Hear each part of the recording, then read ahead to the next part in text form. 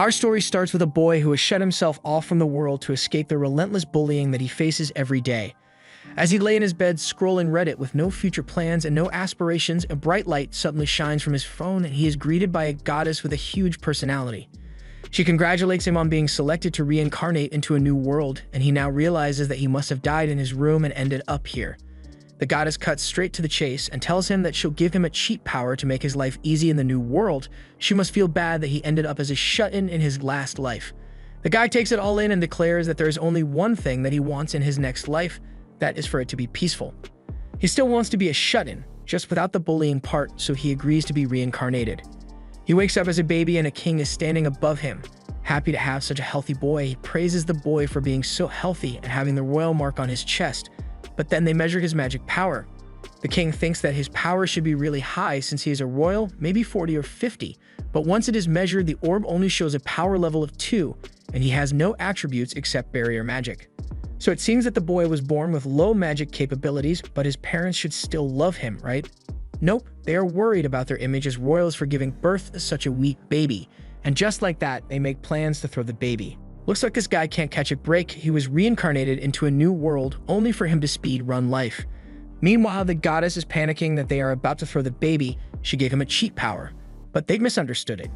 She actually gave him a magic power of 1002, but the measurements they use can only show 2 digits, so he's going to be killed on a misunderstanding. The baby has been left in the forest and he cannot move since, well, he's a baby. He tries to think of a plan for his survival and remembers that the measurements said he could use barrier magic. He starts imagining a barrier and light begins to congregate above him, and finally, a box is formed in the air. He remarks that magic is actually pretty easy to use, so he plays around with its capabilities and he is able to change its size, shape, and color. He is also able to apply it to himself and levitate, so now he's a floating baby. But then, a giant wolf appears behind him and tries to chomp down on him, but the barrier is strong enough to hold it off. Since he is safe, he thinks of a plan of attack and forms several barriers to attack the wolf, but the barriers aren't able to do much on their own. So he switches tactics and starts chucking trees at the problem, but the wolf still manages to get up. So he brings out the big guns and prepares to drop an island on it. The wolf knew it was outmatched when the baby started chucking islands at it and decided to give up. Later, the wolf apologizes for trying to eat him. She just wanted to regain some magic power, but she didn't know he would start throwing land at her. He tries to respond, but he is still a baby, so he can't talk at all. He thinks of a way to solve the problem and creates a barrier that can create sound and puts it in his throat so that he can talk through it. He greets the wolf and she asks who he is and what he is doing in the forest as a baby. He introduces himself as Heart and tells her that he was yeeted by the palace since they thought his magic power was too low, but the wolf sees that he has power that far exceeds the limits of a human being. She deduces that he must be the reincarnation of the demon lord, and while he is actually just a shut-in, he plays along and declares himself as the demon lord. The wolf is now terrified and accepts her death willingly, but he doesn't want to kill. He just doesn't want her to eat him. She is moved by his generosity in sparing her life and swears to serve him loyally for the rest of her life. Heart just wants to be done with this and agrees with her and calls her Flay so that he can leave. But as he is floating away, she calls him back and informs him that a contract has been created between them since he named her Flay. While he is trying to explain that he didn't mean to create a contract, a problem arises and he falls to the ground. He hasn't had anything titty milk since he was born and is starving. He asks Flay to help him and she does her best and turns into a human, but she is naked. Heart is embarrassed, so he uses a barrier to make some clothes for Flay, and Flay once again tries to provide him with breast milk, but her logic is a little off as she wants to mate with a 2-hour-old baby. Later, Flay apologizes for her rash behavior and Heart forgives her, but then someone is heard approaching them from a distance. Flay wants to kill them immediately, but she is stopped by Heart, who wants to at least talk to them first. He creates 2 barriers that act as communication devices and asks Flay to confront the approacher. The person is a man, and when Flay asks him why he is in the forest, he says he is here to collect the baby. Flay refuses to hand him over, and the man asks why she cares so much. She then proudly exclaims that she is serving the baby. The man is just here to rescue Heart, since he is a relative of the king and can't just sit by and let the baby die. He even brought fresh titty milk for him to drink before he starves to death. Flay is angry that he went up to her since she can't make any milk, but Heart just wants the milk before he starves to death. Flay asks him why he wants to rescue the baby, and he responds that it's because he lost his own child and he can't just let a baby die in the forest because the king abandoned it. He wants to let the baby live in peace. Flat is moved by the story and starts crying her eyes out, and the man finds her behavior to be strange for a demon. Since she has made the baby her master, he makes a deal with her to hire her as a servant so that she can watch over the baby as much as she wants to, and Flay agrees to his terms. They then destroy the cradle to make it look like Hart died in the forest. Then, to make it believable, he rips off Hart's cloth and pours animal blood on it to sell the cover, but Hart still hasn't gotten his milk yet. It has been 9 years since that night, and Hart greets his new family in the morning. They treat him very well and he loves them dearly. But there is one problem. Even though he has been living with them all this time, he is still hated by his little sister, and he didn't even do anything to her. Flay walks in, dressed in a maid outfit, and prepares to serve the family their breakfast, and surprisingly, the little girl likes Flay a lot, which only rubs salt in the wounds of Hart, who has no idea why she doesn't like him. She asks Flay to play with her later, and she initially refuses, but then Hart orders her to play with the girl, so she agrees to the play date. The girl is ecstatic that she gets to play with Flay, and later she chases Flay in the garden and has a wonderful time. Hart is watching them from a distance and feeling left out, but then his mother comes up to him and tries to cheer him up, telling him that his sister, Charlotte, only avoids him because she doesn't know how to approach boys around her age, so it's not because of anything that he has done. After all, she is really attached to Flay. But Hart fears that something worse might be going on. Maybe Charlotte knows that he is actually nearly 30 years old inside and thinks he is a creep. He falls to his knees in defeat, and his mother tries to cheer him up again by suggesting that they go shopping to buy a gift for Charlotte. After all, if there is one way to win over a kid's affection, it's bribery. But shopping is a bit too advanced for someone with absolutely zero social skills. But his mother is adamant that it will be a good experience for him, since he is always in his room. And one day he is going to be a heir to the castle, so he needs to go touch grass, and as his mother, she'll support him all the way. Later, Hart is in his room with a clone of himself right next to him. He contemplates leaving the castle permanently, but if he leaves, he has to take Flay with him, and Charlotte loves Flay, so she would be sad if she left. But if he left Flay behind, she would most likely end herself, since her whole purpose in life is to watch over Hart. But if he stays, they are eventually going to put a bunch of responsibility on his shoulders, something he really doesn't want. In the past 9 years, he has been researching the capabilities of his barrier magic, and now he is able to make a clone of himself with it, but the clones still can't talk or move on their own. Just then, his father knocks on his door and asks him to come outside to learn the way of the sword for a bit, exactly what Hart didn't want: responsibility. His father wants to train him in the way of the sword since he still thinks that Hart's magic power is extremely low. He has to be good at something, so Hart tries to use his research as an excuse, and his father is supportive, but he still wants Hart to at least try the sword first. He is supposed to attack, but his father is known as a war hero, so he doesn't expect to be able to get a hit on him. For now, he covers himself in a barrier so that he doesn't get hurt badly, and then lunges at his dad. He surprises him and ends up smashing his sword on the ground and leaving a pretty big hole. He now takes an attack stance and tells Hart to try avoiding his strike, and Hart leaps into the air and dodges it. This is really surprising since normally you would need to be at least level 30 to dodge that strike. Hart does think that it is strange since even when he checked his magic power in a crystal that went up to 3 digits, it still only showed 2, and the highest number ever recorded for a human is 77, so how can he be so strong? His dad brushes it off and is now determined to turn Hart into the best sword user he can be, and Hart can do nothing but go along with it. Later that night, the man is done training Hart and has a chat with his wife about Hart's power, and comes to the conclusion that Hart might be part demon. There are records showing that long ago someone in the royal family clapped some demon cheeks, and now there is a rare chance for members of the royal family to be born with demonic traits. His wife protests that Hart can't be a demon since he doesn't have a horn or tail, but he does have strange power and a demon servant. But these guys are decent parents. They aren't going to abandon Hart like some other baby-throwing people. They want him to be happy, and Charlotte overhears their conversation. Some time passes and Haruto is up in his room chilling. He wonders why his father has been so busy lately, but then again, him being busy means less sword training for himself, so he can't complain.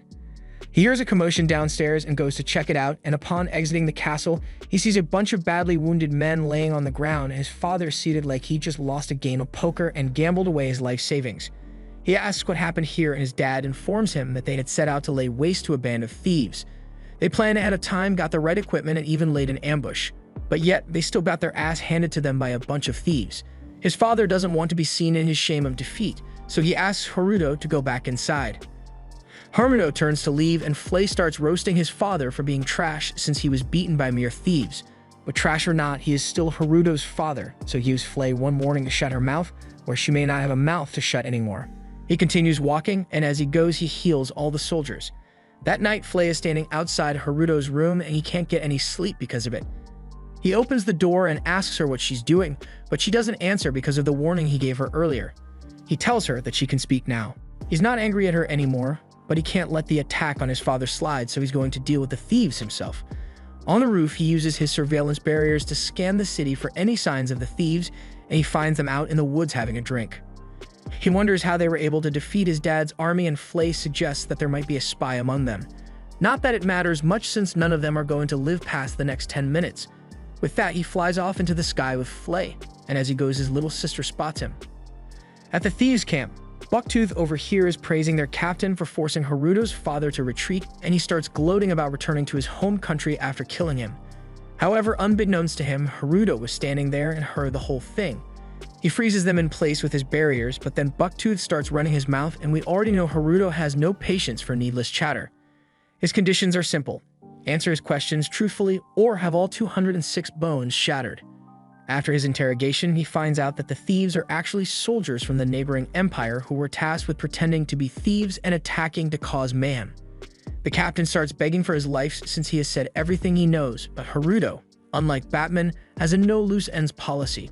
He orders Flay to burn down the entire fort and the people along with it. As he walks away, he decides to send his father an anonymous letter tipping him off to the neighboring empire's plans. The next day, Haruto's father has received the letter and has confirmed that the thieves' fort had been burnt down. Charlotte asks him who could have done it, but he has already figured out by now that Flay was the one that burned the fort down. Upon hearing this, Charlotte runs off to go find Flay and ask her what Haruto actually is. Last night she saw him fly off, but when she went to his room, his clone was in his bed. Flay takes the opportunity to brag about Haruto's immense power. Later, Flay tells Haruto everything that happened with Charlotte, and Haruto now realizes that Charlotte must be incredibly suspicious of him.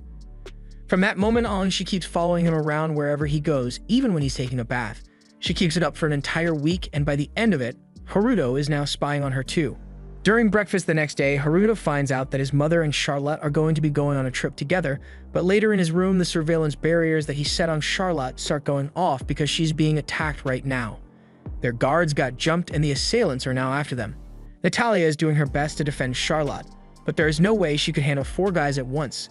A barrier appears on Charlotte's ear and suddenly has a good idea of where to go as if she is receiving instructions. His mother wonders where Charlotte is receiving instructions from, but she's not going to complain about being saved. They get to the edge of a cliff and Charlotte says to jump, and left with no other choice, she jumps off the cliff and runs into the cave Charlotte had been directed to. And this is where she makes the dumbest decision I've seen all day. She leaves Charlotte in the cave in order to go find the person that was directing Charlotte, and is almost immediately captured. She now decides that it's not worth it to be captured, so she's prepared to off herself. Haruto arrives just in time to save her from herself, and now he's really angry, so he blasts the attackers away. He then heads into the cave to speak with Charlotte, and he tries disguising his voice to keep his identity secret, but she already recognizes his aura and calls out to him as her brother. She asks him if he is a hero of justice, and he just plays along with it for now. He's still got to go deal with the attackers, no loose ends policy and all. Haruto returns home where his father is receiving a report on what happened. He tries to play it off like he had no involvement, but Gold is still suspicious. He realizes that the Imperial soldiers must have been let into the kingdom by a mole on his side. Not long after, Charlotte and Natalia return and are greeted warmly by Gold, and Charlotte has finally warmed up to Haruto. Haruto is happy to finally have his sister's love, but Flay is jealous. From then on, Charlotte has been clinging to Haruto nonstop. She barges into his room and sees him looking at the surveillance barriers he has set up, and she thinks it's ancient magic. Haruto goes along with it to get the discussion over with, but Charlotte tells him that she knows where he can get some books on ancient magic. She takes him to the library, and he is amazed that he has never seen it despite living here longer than Charlotte. She grabs a stool and starts picking out books related to ancient magic for him, and they sit down to read it. Charlotte wants him to read one of the books to her, so she sits on his lap to get the full Big Brother experience. While reading, he gets reminded of anime and starts complaining about how he never gets to watch anything new in this world. Charlotte has no idea what he's talking about, so she asks him to explain what anime it is. He starts explaining it to her, but to Charlotte, it sounds like a Fate fan trying to explain the correct watch order. Haruto worries that she's going to think he is weird now, but she is just even more excited to see something like that. And with that smile, Haruto knew that by any means necessary, he had to let Charlotte watch anime. Fast forward 2 weeks and Haruto somehow managed to get an internet connection to Japan. He wants to give Charlotte a chance to watch anime, so he logs into his streaming service and creates a child account to spare her the trauma of watching Boku no Pico. She gets her first look at anime and she is entranced by the colorful moving pictures, but there's one problem: she doesn't understand Japanese. Haruto thinks it might be hard for her to learn Japanese, but Charlotte is a goddamn genius and masters it in just 2 hours. After 2 weeks, Charlotte has turned full-on weeb and Haruto is worried that she might turn out like him at this rate, so he decides to be strict with her and limit her watch time to only 3 hours a day. Charlotte is bummed out that she can't binge the whole season, but this is a necessary precaution to make sure she doesn't turn into a NEET. Haruto tells her to hurry up and come downstairs for dinner, and at the dinner table, Charlotte is really sleepy thanks to all her watch time up to this point. His parents ask him what he has been doing with Charlotte to make her so sleepy, but she just answers that she's been helping him with his ancient magic research. After dinner, Charlotte keeps following Haruto around in hopes of him letting her watch some more anime, but no means no. He tells her to just go take her bath and head to bed already. Later, Haruto is also taking a bath and Charlotte is there as well. While bathing, Charlotte notices the royal crest on his chest, but he tells her to keep that a secret, and after they finish, Haruto heads to bed. But he can't sleep since Charlotte crawled into his bed while he wasn't looking, and from the corner of his eye, he can see his mother shipping them by the doorway. She is a firm believer of it's not incest if you're not blood related. The next day, Gold heads into battle to take care of the rest of the thieves, and Charlotte is now sad that he has to go. Later, she asks Haruto why he can't just go and solve all the problems with his power, and she's basically asking him to create world peace. He wanted to keep out of all fights that didn't directly involve him, but if that's what his sister wants, then he will do it.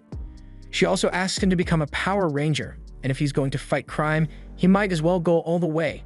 He sets up a camera for Charlotte to watch and flies off only to find the thieves hiding in a cave, so he beats them up.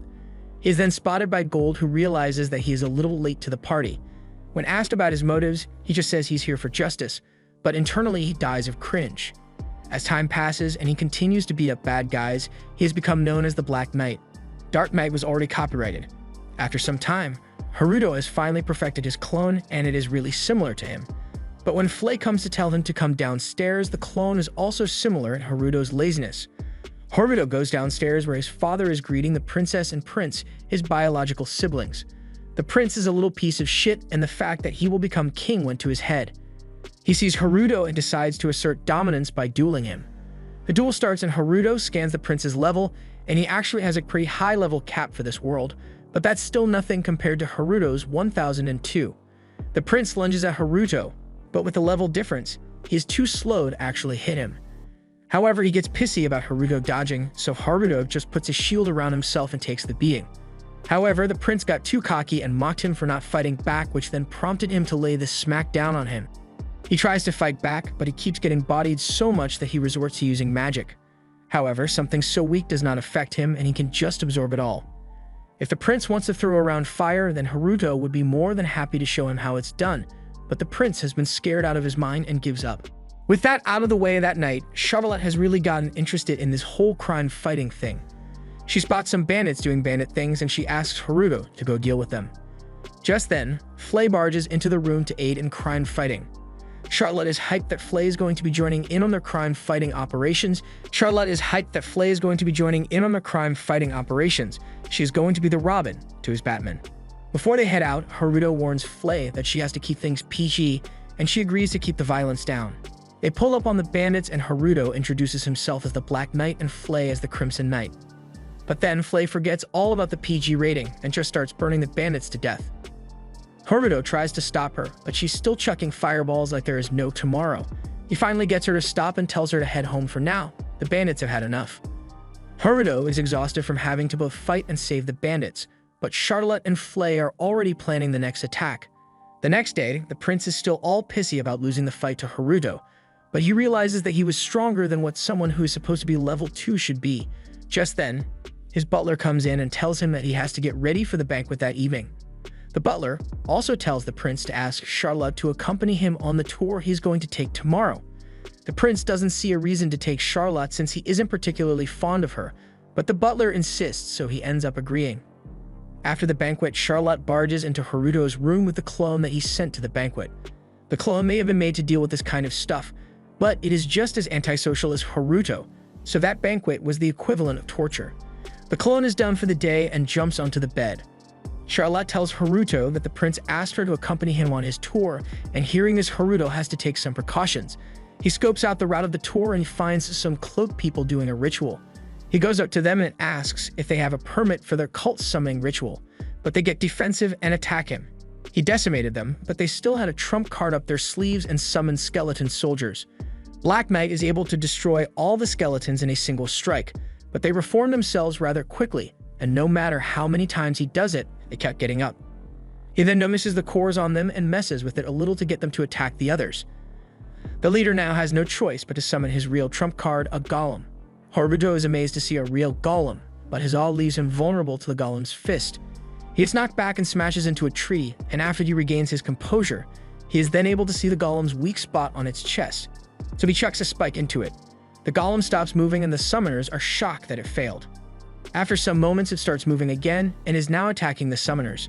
Haruto has rewritten the golem's magic formula, so now the summoners are out of trump cards. He gets the skeletons to tie them up and interrogates the leader on who he works for, but the guy isn't answering. Haruto isn't much of a people's person, so he gets straight to the point. Tell me the truth or I bury your team. Hearing the pleas of his subordinates, the leader finally cracks and discloses that they are part of the Queen's summoner team. Haruto probes further and the leader reveals that their plan was to attack the tour tomorrow and assassinate Charlotte. The Queen fears that Charlotte will one day grow too powerful and end up challenging her power. Haruto has now pieced together that all the recent trouble has been the doing of the Queen. There are a lot of things going through his mind right now, but one thing is certain. That bitch is gonna pay. He lets his emotions get the best of him and causes the golem to start smashing the summoner into walls. Now with a clear mind, he thinks of the Queen, and even if she is his biological mother, he's done playing Batman. He's taking the Punisher route. The next day, the tour goes on as planned, but the awkwardness is immense. Charlotte tries to break the ice by telling Prince Laius that he doesn't have to be too upset about losing to Haruto since he never stood a chance to begin with, but that just rubs salt in the wound. After accepting his defeat, Laius is a lot less of a brat and is just interested in knowing how Haruto can be so strong. With no other explanation, they speculate that Haruto might be part demon, but there are no signs of any demon traits. Charlotte confirms that Haruto has no demon traits and she can guarantee it since she is bathed with him, shocking the siblings. Charlotte asks if there is something wrong with it, but Laius says it's not necessarily wrong, it's just not normal. The carriage stops and they get out to see the wheat fields, and while the others are having fun, Haruto asks Gold what he would do if the Queen was after Charlotte's life. Gold had anticipated that the Queen was trying to get rid of him, but he would never have thought she was after Charlotte. But since she is the Queen, there is nothing that he can do about it.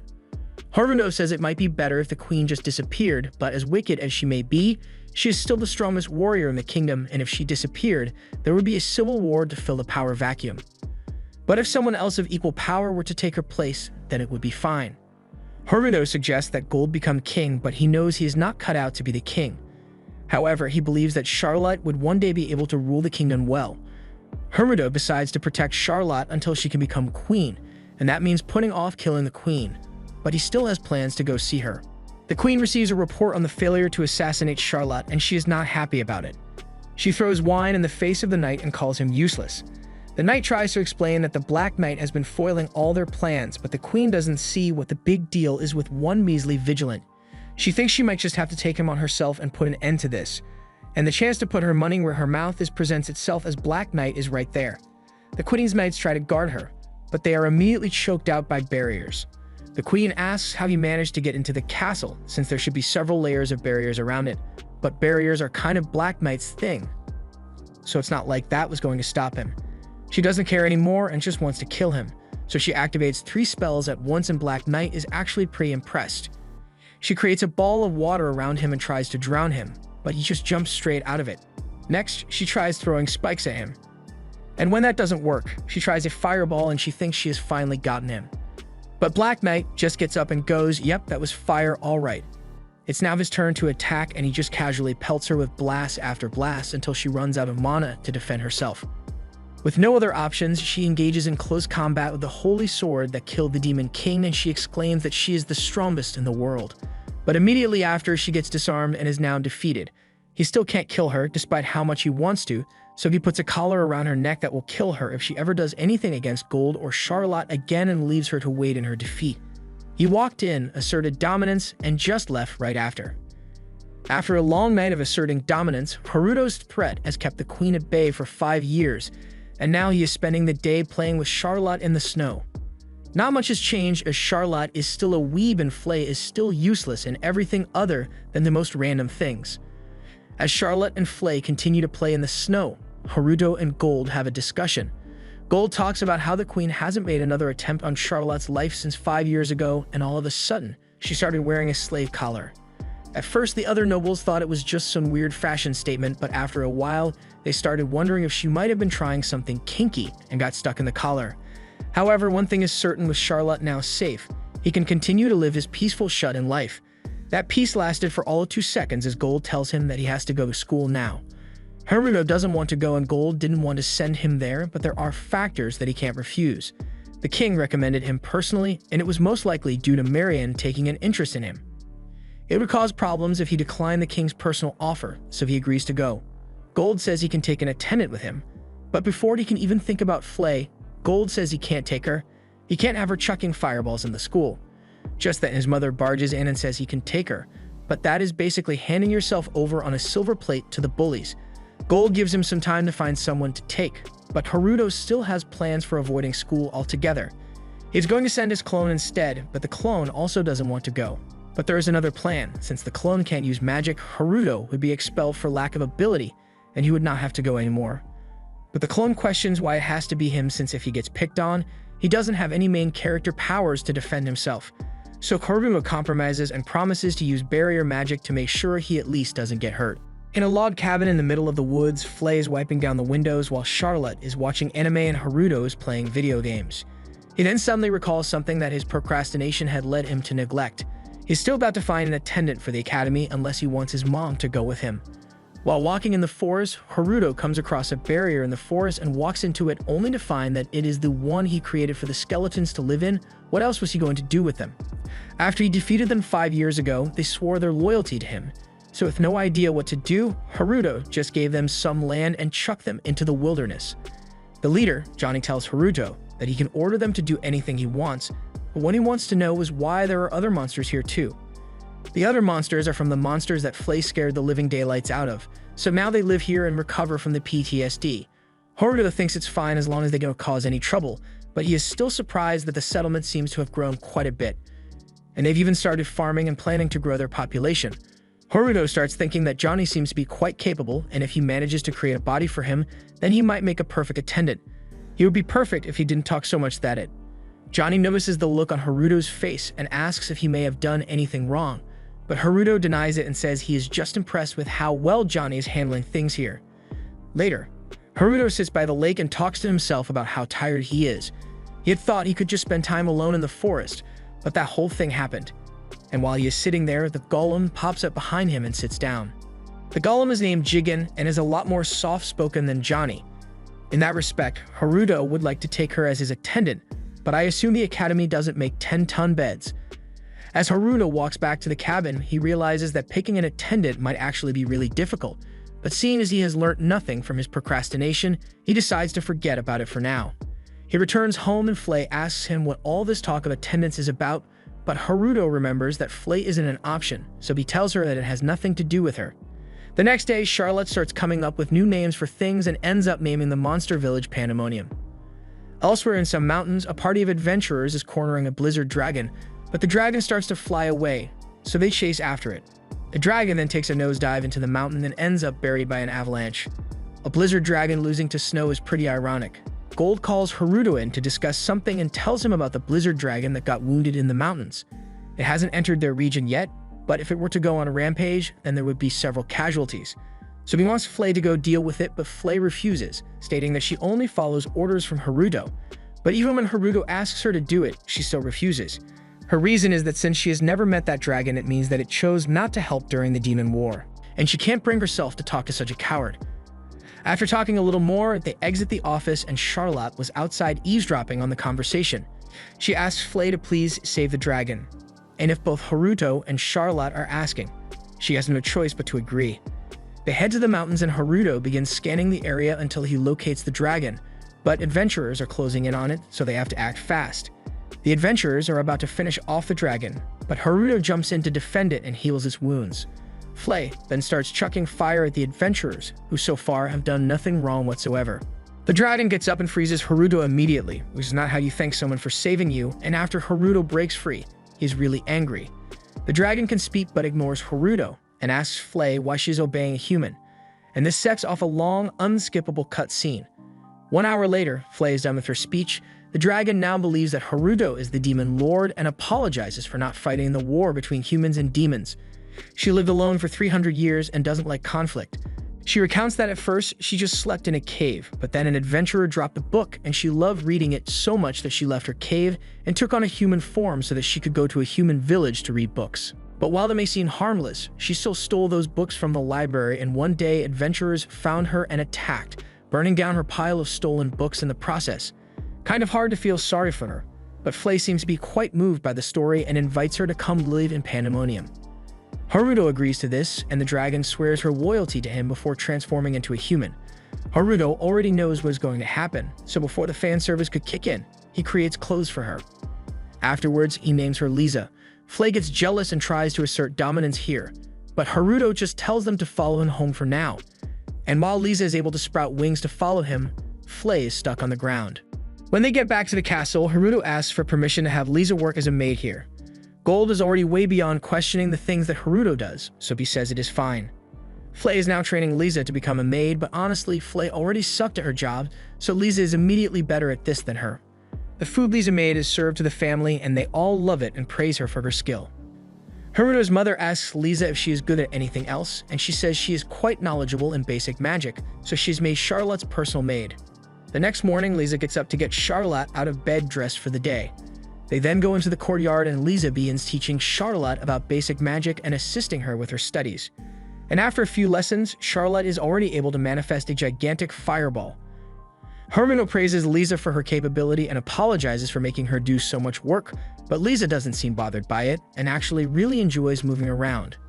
Charlotte doesn't want to cause trouble for her, so she tells her to open up about any problems she may be having and asks to become friends with her. Haruto thinks about how Lisa is really dependable, very good at learning and adapting, and kind as well. He realizes that she is the perfect candidate to be his attendant, but she has already become friends with Charlotte, so he can't separate them anymore. But then he gets the idea to create a magic door to allow Lisa to return here to be with Charlotte and also his attendant at the same time.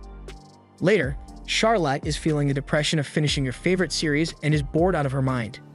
Lisa informs her that she has to head back to the castle, and Haruto finally gets around to telling her that he will be going to school next week. Charlotte gets some weird ideas in her head and calls a meeting of all of Haruto's subordinates. She tells them about Haruto going to school, and Flay is upset that he didn't tell her first. She wonders why Yu needs to go to school at all since he is the demon lord, but she forgets that she isn't supposed to tell Charlotte about that. Charlotte asks if there is anything she doesn't know about Haruto, but the others aren't giving up any information. Back to the matter at hand, Charlotte called the meeting because she is confused why Haruto would go to school willingly. She knows for a fact that he hates school with a passion, but his disdain for school only served to fuel Charlotte's imagination, and she now believes that there is a secret student council at the school which is leading students down the path of evil and stealing their souls or something. She thinks Haruto is going to go fight them, and everyone believes her without a second thought. So Charlotte makes a plan for them to investigate it at the academy, but they don't ask Haruto about any of this. Lisa, as the only one there, with more than 2 brain cells, actually goes to ask Haruto about it, but he decides not to tell the truth and makes up an excuse for why she must go with him to the academy. Haruto still plans to get kicked out as soon as possible, but at least his attendant issue is solved. Haruto is about to leave for the academy with Lisa and has hidden her tail and horns to prevent drawing attention to her, but she seems a little uneasy about having lost them. And Flay is over there in the corner crying about not being the one to go with Haruto. Meanwhile, in the royal capital, the princess barges into the prince's room to tell him that Haruto is on his way to the capital right now. He tries to act disinterested, but he was the one who went through all the trouble to get Haruto recommended to the academy. The prince has gone through a lot of character development since he got his ass handed to him by Haruto, so now he wants to go to the same school as him in hopes of learning a little about him, that's all. Ladies and gentlemen, I introduce you to the latest tsundere. But he's not the only one, because the prince knows that Marion went on a whole tantrum until their father gave permission for Haruto to enroll. She tries to play it off and says it's not like she's in love with Haruto or anything. But the prince isn't stupid, so she basically just admitted that she loves Haruto. The conversation got real awkward real quick, so the prince changes the subject and asks if she has been alright with all the cultists doing cult things in the school. The Church of Lucifera, they are using the shield of calling themselves a religion to get away with a lot of shady things, like tax evasion, and recently, they have been throwing around the idea of overthrowing the monarchy. And what's worse, it seems that the queen is a part of all this. The prince hasn't been able to figure her out since she had that collar put on her 5 years ago, and even before that, he was already scared of her. But now she might be trying to crush the king altogether since they aren't on good terms, and they don't know what to do about that. Marion thinks Haruto may be able to change things around a little since she thinks he has the power to possibly topple an entire nation, which she's not exactly wrong, but she still has no proof of that.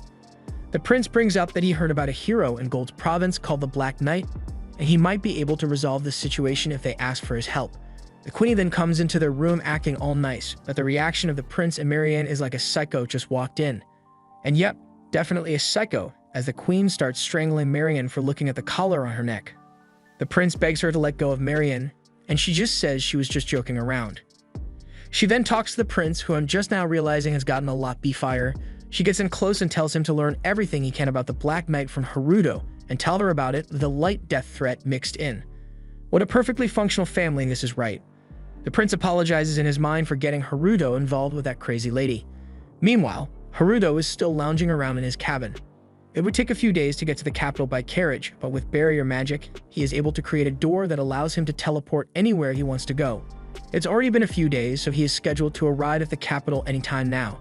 Flay is still begging to be taken with him instead of Lisa, but Haruto's decision is final and he doesn't want to go to jail for Flay's arsonist tendencies. So he heads through the door with Lisa and they end up in a forest near the capital. It is still quite a long walk to the gate, and they can't fly there because they would definitely be spotted, so they're just going to have to suffer through the trek. They notice some people being attacked by a bison that is looking for an easy meal, and Haruto doesn't really care if they get eaten. But if Charlotte found out, then he would never hear the end of it. So he begrudgingly transforms into Black Knight and heads off to save them.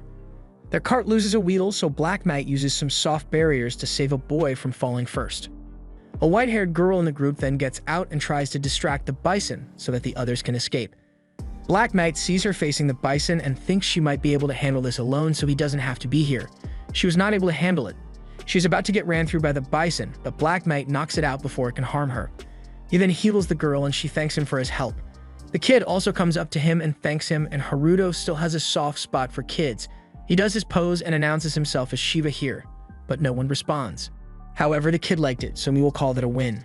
He then fixes the wagon and says he's going to take the bison back to its herd since it shouldn't be here. Later, he and Lisa arrive at the academy. It has one of the things Haruto dreads the most: crowded lines. His whole thing is literally draining the life out of Haruto, and after signing a mountain of paperwork, he finally gets his room. But he can't handle being here for another minute and heads back to the cabin, looking like a shriveled up raisin with another magic door. When he gets there, he asks Flay to cook something for him, but Charlotte suggests that they go to a restaurant in the capital. They have lunch at a restaurant, and afterwards, Charlotte pulls out a map and tells everyone to split up to monitor different sections of the city. She then goes with Haruto and grabs his hand, saying it's a date. He takes a moment to process what she just said and then goes into full-on rationalization mode. They look different enough, so no one would be able to tell that they are siblings. He has never been on a date before, and most important of all, the DNA says it's not incest, so the date is a yes. Haruto is on cloud 9 because of his cute sister. But Charlotte accidentally bumps into the girl from the bison attack, and she seems to recognize Haruto's magic power from before, but she is late for a job interview, so she has to leave. As she goes, Charlotte remarks that there's something off about her, like she isn't just an ordinary person, but Haruto doesn't want to get involved with any special people, so he's just going to stay in his room until the entrance ceremony. But before the ceremony, Haruto is required to take an aptitude test, and if he does it poorly, he might be kicked out of the school for lack of ability, which is exactly what he wants. Haruto heads to the examination hall and is met by one examiner who has been waiting for him. He is given a test to finish, and he is determined to fail it in spectacular fashion. But he didn't even need to try to fail, cause he actually doesn't know how to answer these questions, so he just puts down "don't know" and "don't care" for all the answers on the first page. The second page is related to barrier magic. and they would probably figure out that something was up if he pretended not to know anything about barrier magic, since that is his special magic. So he answered that page truthfully. Last is ancient magic, and Haruto thinks back to all the time that he spent studying ancient magic as an excuse to not go outside, and before he knew it, he had accidentally answered all the questions on the paper correctly.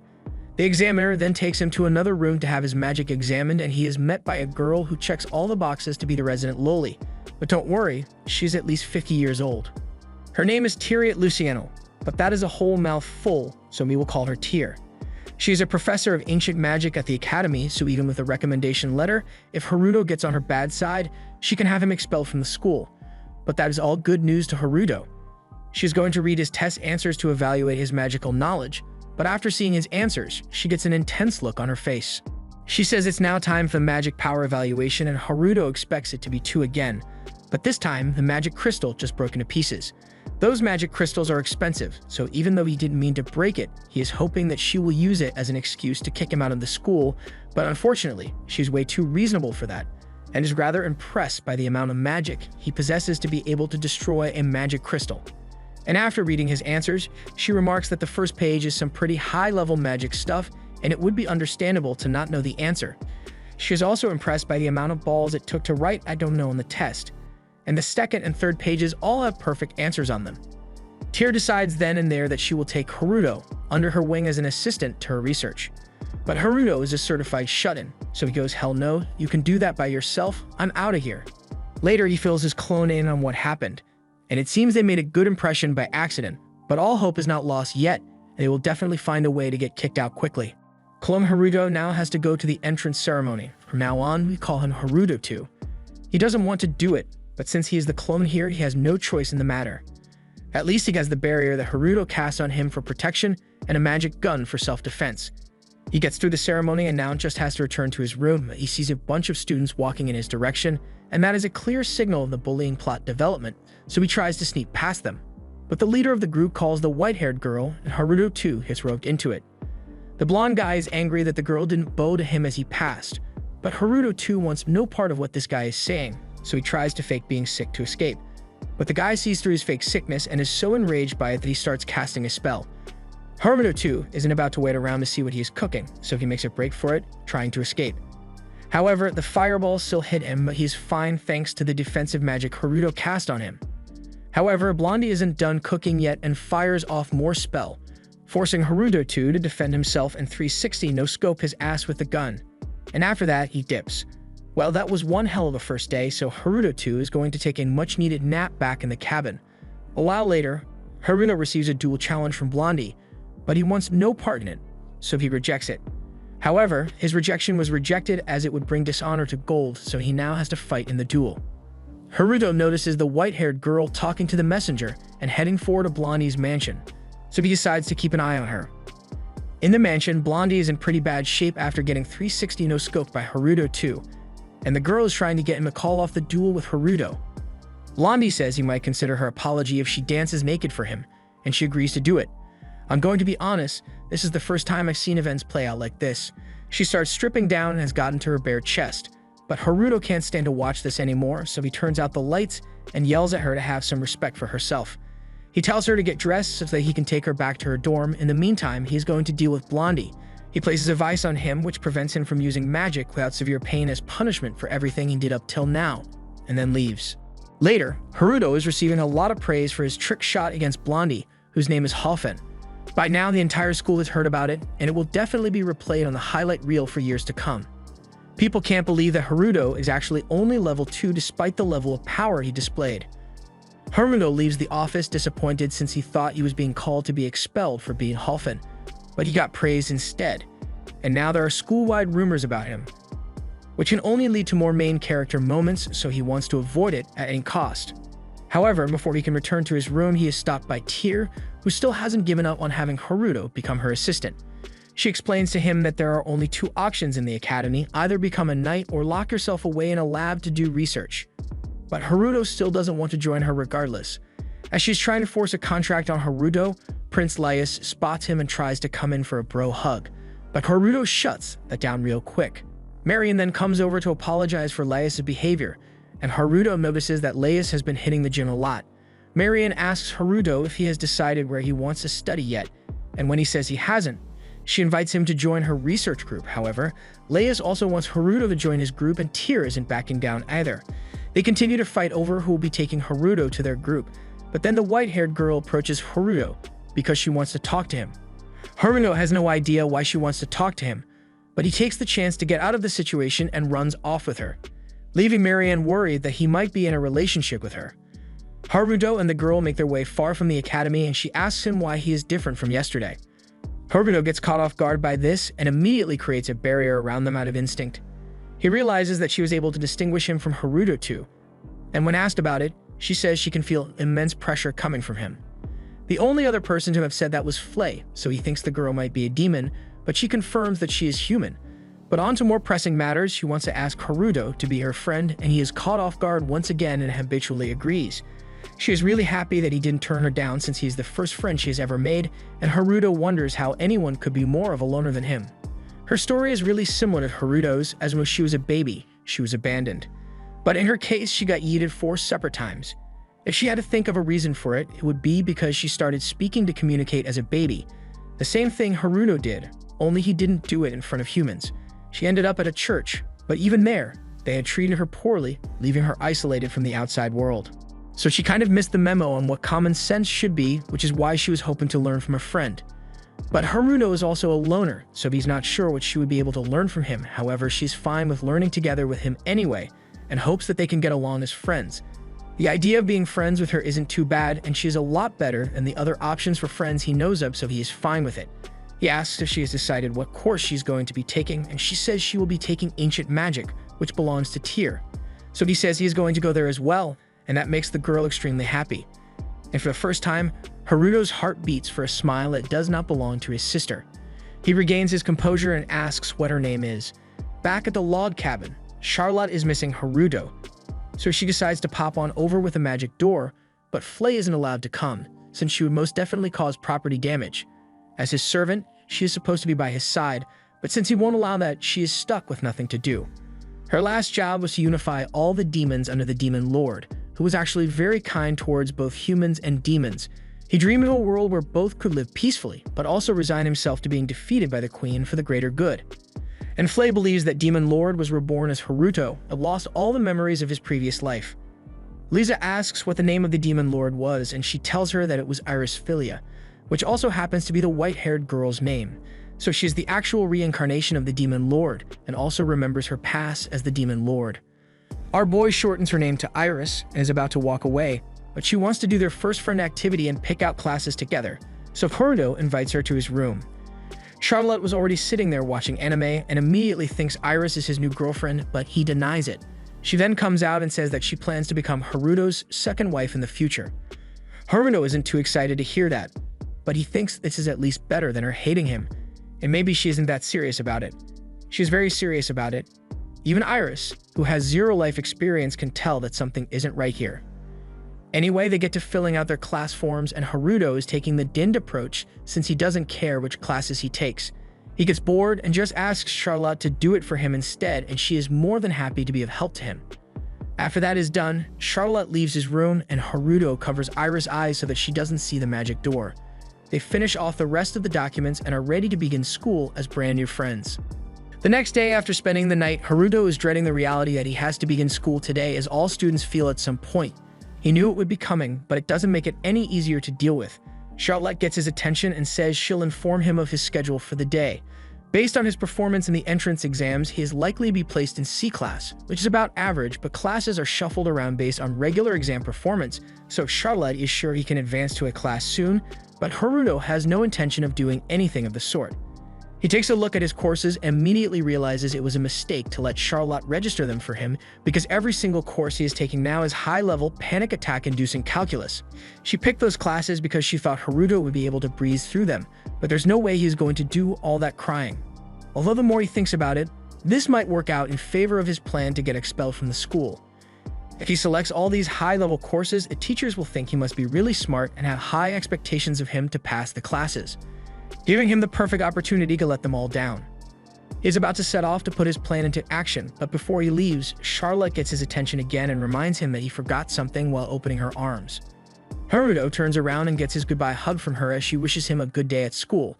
But is it just me, or is this hug lasting way too long? After 30 minutes of hugging, Haruto finally heads out and is met by Iris, who greets him. She notices Liz next to him and asks who she is, to which Haruto informs her that Liz is his attendant. Being the reincarnation of the demon lord, Iris can tell that Liz is no human, but who is she to judge? If she's Haruto's attendant, then so be it. She greets Liz as well, and they both walk to school together. On the way, Iris is shocked to learn that Haruto was put in C class despite the skill she knows he possesses. She herself was put in A class, but from what she had heard, written exams held the most weight in determining your overall grade, so she's sure he will eventually be joining her here. Haruto still isn't thrilled about the idea of getting moved to her class, but just says okay and waves goodbye as she enters a class. As she's leaving, Liz speaks up and says that no matter how many times she looks at her, she can't discern whether Iris is a human or a demon, so she asks what Haruto thinks. He doesn't really think she's a demon, but even if she were, she hasn't done anything evil yet, so it should be fine to leave things as they are. He makes his way to his C class, and as he enters, all eyes are on him, likely because of that trick shot his clone pulled off. He just wants to lay low in class for a while, but as the teacher begins his introductions to the class, he states how Class C is right in the middle between the best and the worst the school has to offer. So to see where they fall, he's going to have to assess them, and to do that, he'll have them all take an assessment test. Take a moment to think about how crazy it is to get pop quiz on the first day of school, but this works out in favor of his plan to fail the class. He'll show them just how incompetent he truly is and say goodbye to this school forever, but as he takes a look at the questions are way too easy. These are the kind of questions Charlotte was able to cover in 6 months, just after she learned how to read. He wonders what the teacher was thinking to put such simple questions on a test, but he also thinks the teacher might be trying to reassure the students with questions that they can't possibly fail. This makes it a little hard to know how to respond here. If he starts failing questions that are so easy, then the school might start to suspect that he is doing it on purpose, so he comes up with a plan to find a balance between right and wrong and answers 60% correctly. After the test is over, the teacher takes a look and says he is very disappointed. Out of the whole class, barely anybody managed to get above 20%.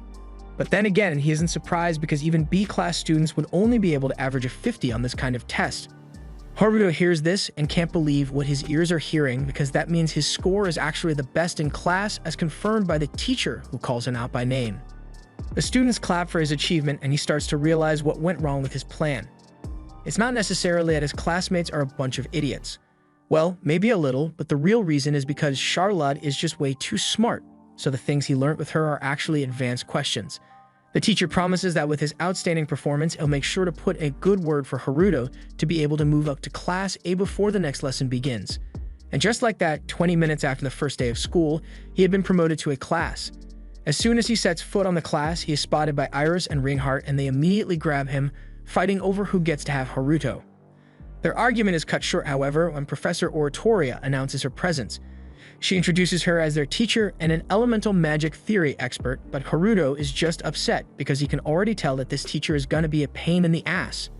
She singles out Haruto, Iris, and Reinhardt for being only first years but having signed up for her incredibly advanced class, and still having the nerve to sit in the very front row while chatting away. The moment they fail to answer even one of her questions, she will be throwing all three of their dumbasses out. And as for Haruto and Iris, she had heard they joined Kira's research group and she's got beef with that loli, so she's going to take it out on the two of them. After her rant, Oratoria starts class and says they'll begin with main elements and sub-elements, and they will also be learning about quantification. So she calls Iris out to put her hand in the crystal ball. She approaches the desk and does as she was asked, revealing that she possesses all the elements possible, but it looks like her mana is only at a 5. Tori changes her opinion of Iris really fast and starts asking her to join her research group, but Iris refuses, which may have been partially due to her previous threats. Tori moves on and says the element 1 is most proficient at is their main element, meaning it's the one they are strongest with, but alas, that is that the crystal is able to show. If the proficiency with the main element is taken as 100%, then how well can they control the sub-elements?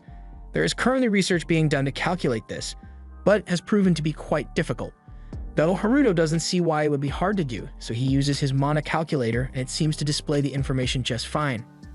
Tori continues her lecture and says part of the reason it is so hard to quantify a person's proficiency in a particular element, this is because certain factors can change the proficiency of a person's magic.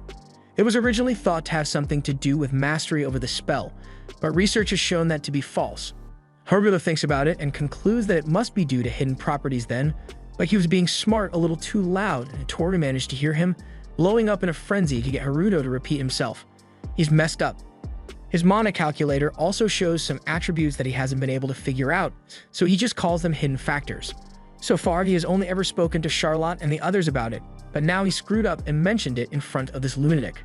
He is pressured, so he answers honestly about thinking elements can have hidden properties that lead to varying levels of effectiveness when used, but Tori just shakes him harder and questions how he has that information when all the top minds in the country are just coming up with this theory.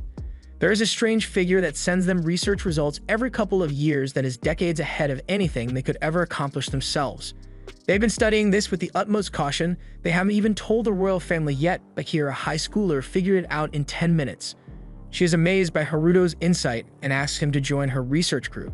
Once again, those threats she made earlier aren't doing her any favors. Plus, it's technically against school rules to recruit students to your research group during class.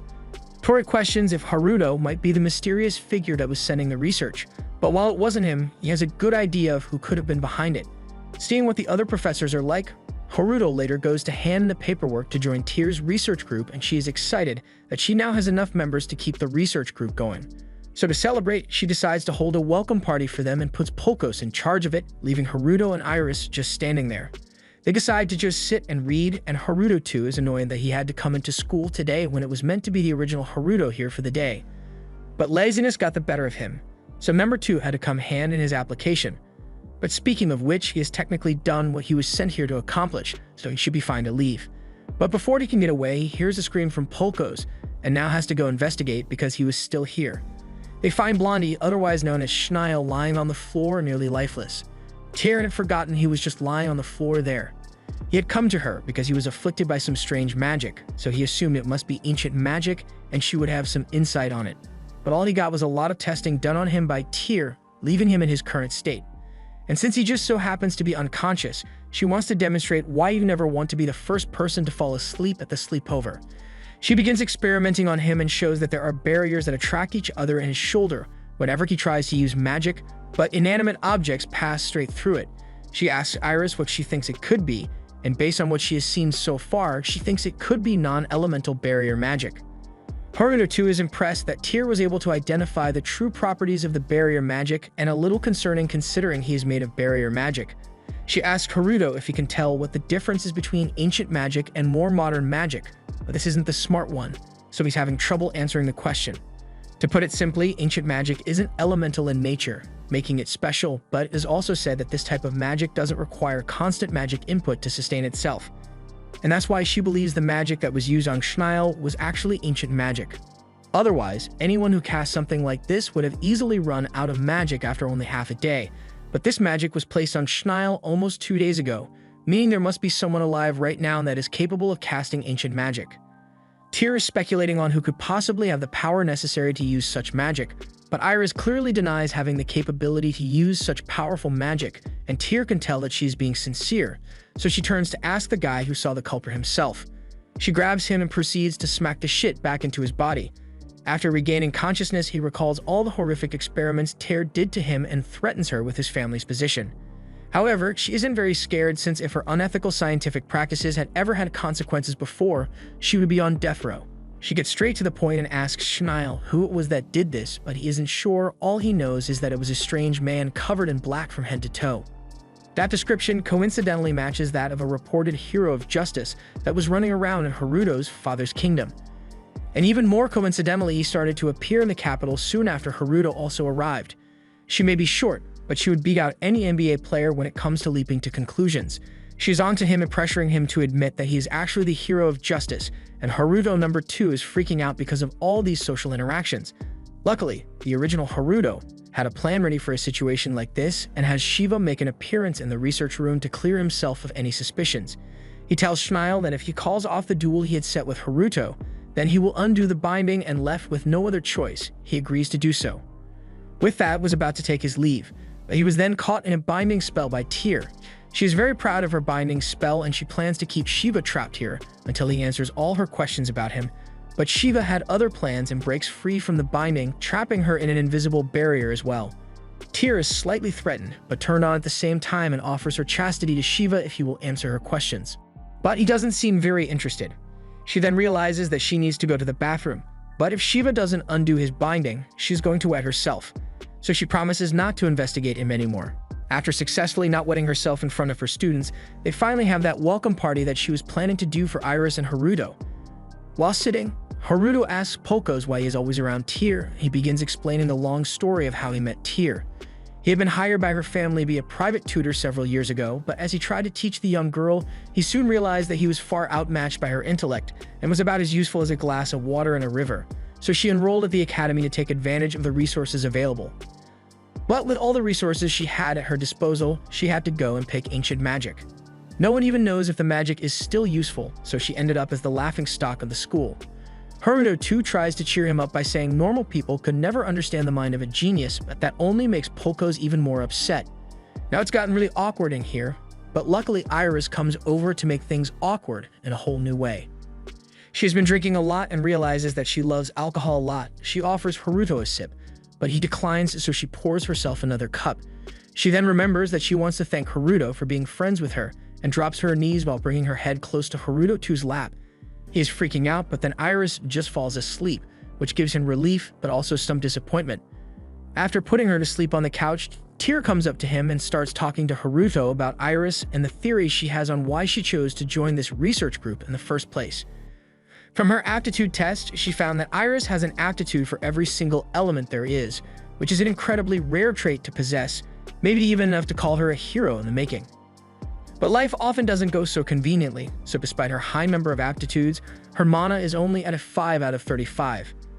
Being a teenager and having such a low level means it likely won't be able to increase more than what it already is. And that is why she believes Iris came to the Ancient Magic Research Group in hopes of uncovering some sort of ancient secret that could lead her to a breakthrough in her level. Though that's just a hypothesis and something she wouldn't normally just blurt out either, but due to all the alcohol in her system, she's just saying whatever comes to mind. So before she accidentally blurts out the formula to something that violates the Geneva Convention, she decides to take a nap to sleep off all the alcohol in her system. Elsewhere that night, Schneill is furious over having to call off the duel with Haruto, and he knows everyone in school will soon learn about it and start making fun of him for being scared. He went through a lot, even siding with the Church of Lucifero in order to make sure his father would be the next king of the kingdom. But then Haruto and Shiva had to come in and mess up his plans. But really, Haruto doesn't give a damn about him, and he would have been fine to keep doing what he was doing if he just hadn't messed with Iris. And his brain must have gone on vacation for the holidays because he decides it would be a good idea to send assassins after Haruto, after he just got freed from his punishment, which he received for threatening to harm Haruto. He gives the orders for the assassins to go and eliminate Haruto and the others in the research group, but in the corner we see one of Haruto's camera barriers recording the whole thing. The assassins head to fulfill their mission and close in on the building. They see the targets all laid out drunk after a celebration. Haruto seems to be asleep on the sofa. They have cast a sound barrier around the entire building to ensure that no one is able to hear any of their activities this night. They also have at least 20 of the most elite members of their organization here, so the job should be easy enough to accomplish. They move out to commence the operation, but as one runs full speed towards the building, he crashes face first into a barrier that had been set up around the building. They investigated a little. It is a barrier that surrounds the building entirely, and they can't even scratch the thing. Just then, a door suddenly appears, and I don't know about you, but this situation reeks of trap. The assassins were informed that Shiva would be protecting Haruto, so the leader asked them to proceed with caution. As one of them opens the door, he gets dragged in where you can only presume that he was immediately killed. The rest of the assassins see this and shoot a fireball at the door in hopes of destroying it, but their fire is just absorbed. Now behind them, dozens of floating doors appear, and they are all pulled in one after another. The leader keeps his cool and focuses on finding the person behind all the doors, and as he locks onto it, he shoots a fireball at what he believes to be Shiva. But there are now dozens of Shivas coming from the doors, and he is greatly confused, but fires at them nonetheless. They all fall to the ground, but he finds that the people he just shot down were his own teammates. He then hears a voice above his head and looks up to find the real Shiva sitting in the air. He tries to attack him, but gets bound by one of Shiva's barriers and is left immobile. He can't believe Schneill would be so stupid as to send an assassin group after him, so he's got a lot of questions he wants answered. All the assassins were apprehended, so Shiva pulls up to Schneil's house and dumps their bodies on the ground. He asks Schneil if he knows why they are here right now, but he tries to feign ignorance and claim that he has never met any of these people before in his life. However, Shiva has concrete video evidence proving that he was the one who ordered the assassins to go and kill them, so he won't be able to weasel his way out of this one. And really, was it necessary to send assassins after them over a simple grudge? He clearly didn't learn anything from the last punishment he was given, so he is going to have to receive a more strict form of punishment. Schneil doesn't want to even begin to imagine what form of cruelty that Shiva would inflict upon him, so he walks over to a needle he kept stashed away in a wooden case, and Shiva was so intrigued that he just let it happen. Schneil injects himself with some form of power-enhancing drug that causes his power to rise far above what he would normally be capable of, but as a side effect turns him into a grotesque monster. He punches Shiva through the wall and out into the courtyard. It turned out to be way more horrific than he had thought, so he wants to just kill this thing and get home to go to sleep. But he then receives a call from Charlotte asking him what's going on. It's past her bedtime, but she says she had a feeling Haruto was going to go fighting for justice or something, so she couldn't help herself. Coincidentally, he actually is fighting a huge monster, and Charlotte asks if he is going to save it. He wasn't planning to before, but now that she has asked him to do it, he decides he might as well try to get Schneil back to normal. He engages in battle with the monster and dodges around its strikes until he gets hit and is sent flying into a wall. This monster form of Schneil is way stronger than he was before, so Shiva goes for a barrier-enhanced punch, but it doesn't do much, and he is caught in the arms of the monster. To free himself, he uses his barrier magic to surround his arms and pull them apart. He's now got his arms restrained, so he thinks this battle must be over, but he couldn't be more wrong because the monster then rips off its own arms, regenerates them, and continues fighting. Charlotte calls Shiva and asks if he noticed anything weird after the monster regenerated itself. Its body shrank and it got paler, leading them to being that if they are able to cut off all of the overgrown parts, then Schneil should be able to return him to his original form. Now that he has a clear idea of what to do in order to save Schneil, he begins to chant and calls upon his unlimited blade works. The sky reddens as thousands of blades and a rubber mallet for some reason descend from the sky and slice Schneil up. And after he is done, with the rubber mallet landing on his head, Schneil has been perfectly restored back to his normal human form. To be honest, the idea of cutting a guy up to return him to normal seemed far-fetched, but Shiva is glad it all worked out in the end. Charlotte calls to thank him for such an amazing show, though there was some light in the way so she couldn't see everything. And Haruto has never been more happy to see the holy light of censorship doing its job. Charlotte goes to sleep, leaving Shiva to clean up the mess that is Schneil sitting naked in the courtyard. He tries to get his attention, but Schneil's mind has returned to monkey, so he no longer wants to deal with him. He decides to just pick up the evidence and fix the mansion up before anyone notices and go back to sleep. The next day, somewhere in the royal capital, Flay is doing some intel recon by yelling at an old man in the streets. This is obviously getting them nowhere, so they resort to more reliable means and beat the answers out of some local hoodlums. One of the hoodlums ended up knowing something about the current situation in the royal capital, and the team now has intel that the queen and king are not on good terms right now, and additionally, there has been some unrest among the aristocracy, meaning everything Charlotte predicted is true and the doomsday of the royal capital is fast approaching. They plan to infiltrate the capital and fight the evil syndicate that is controlling everything behind the scenes, and Haruto is watching from the log cabin. This evil syndicate is apparently real according to Tyr, so he's going to have to keep an eye on things to make sure Charlotte doesn't get hurt. But if it means he'll finally get a chance to relax, then he is ready to take on the world for all it matters. The end. Thanks for watching. Subscribe for more anime recaps.